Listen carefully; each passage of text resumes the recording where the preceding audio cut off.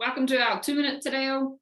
I just wanted to start by saying, if you are finding that you're like, whoa, we've got heaps going on here, heaps of new kupu, heaps of new sentences, words and sentences, then all good, totally all good if you're not getting it all. Even if you're just picking up little new words throughout, and that's awesome. Even if you're finding you're just getting more of an ear for listening to it.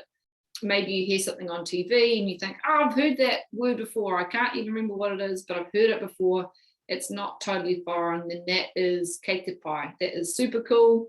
And that's what it's all about. Just take the bits that you're excited about, go back and rewatch any of the videos that you think you're using, but you want to just sort of sharpen up a little bit, then yeah, awesome.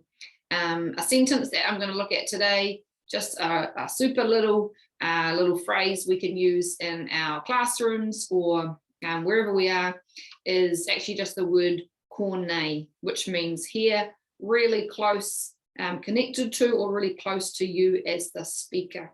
So for example, you might be saying haere mai, all right, and you can just add on haere mai ki Kōnei. So it means come here in this area, close to me, close to you as the speaker.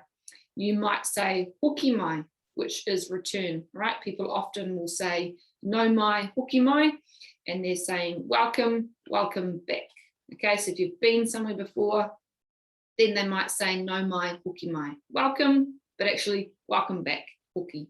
So you can say to your tamariki or to whoever, no mai, hoki mai, ki Kōnei. Right, you might be linking that to our tēnei. It's very similar. It's really close to the speaker, but this time it's about the location. So give that a go about saying, hey, dinner time, haere mai ki Kōnei, to the tepu. All right, it's dinner time. Let's go. Let's eat. Give that a go for wherever you are, whatever you're saying. And yeah, keep it up.